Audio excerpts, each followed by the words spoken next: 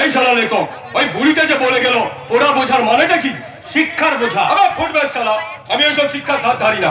তাই তো তোর লেখা এই কাগজগুলো আমি টুকরো টুকরো করে ছিঁড়ে ওই রাস্তায় ফেলে দেবো। হ্যাঁ তা তো দিবি, দেবে না? কারণ তুমি হলো সমাজ বিরোধী। শিক্ষার মর্যাদা তুমি জানো না। তুমি কি কোনোদিনও পারবে আমার এই কলমটা ধরে এক কলম লিখতে? আবার শালা, তুই কি কখনো পারবি আমার মতো চাকু চালাতে? পারবো, আমি পারবো, কারণ আমি লেখক। আমার লেখনীতে হাজার চরিত্রের মিছিল। তাই আমি অনাসে তুমি হয়ে তোমার ওই ছুরি ধরতে পারি, কিন্তু তুমি কখনো আমি হয়ে আমার এই কলম ধরে এক কলম লিখতে পারো না। পারি, পারি বে শালা পারি।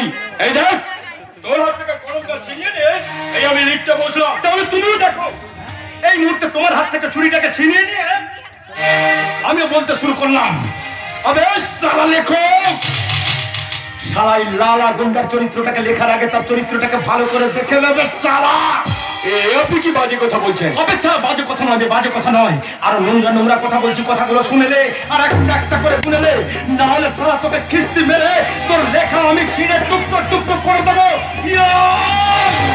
लाला हर दीवानो मुझे पहचानो, कहाँ से आया हर दीवानो मुझे पहचानो, कहाँ से आया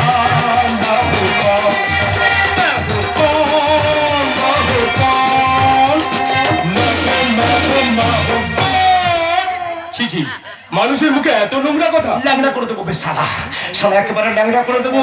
তুই শালা কি জানিস, আমার মালিক রাখার পাত্র আমাকে পাঠিয়েছে তোর প্রেসে আগুন ধরিয়ে তোকে খুন করতে।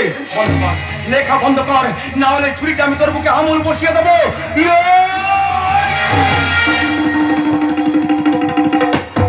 দেখি দেখি তোদের দুজনের মুখে মানুষ পূজার মঙ্গল ঘটে, কি অমানসিক অশিক্ষার কালো রূপ, নিভিয়া গিয়াছে সুগন্ধি ধূপ মানবিকতার মন্দিরে। শালা লেখক, লেখা বন্ধ কর, বন্ধ কর লেখা, না হলে ছুরিটা আমি তোকে একবারে এফোড় ওফোড় করে দেবো। দেবতা ভারতের হৃদয়ে আজ লক্ষ লক্ষ প্রেতাত্মার বিকট চিৎকার।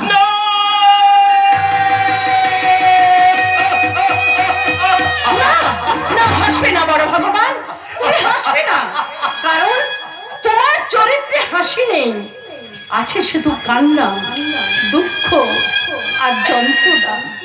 ছোট ভগবান তোমার কাছ থেকেই জানতে পেরেছে তার চরিত্রের বিভৎসতা, তাই সে বেদনা কত, মর্মা কত।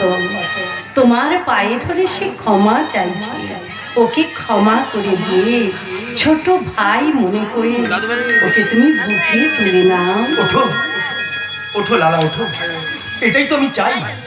তোমার মতো হাজার হাজার সমাজ বিরোধী এমনি করে ঘরে ফেরার স্বপ্ন দেখুক, তারা প্রতিজ্ঞা করুক আজ থেকে আমি ভালো হয়ে গেলাম।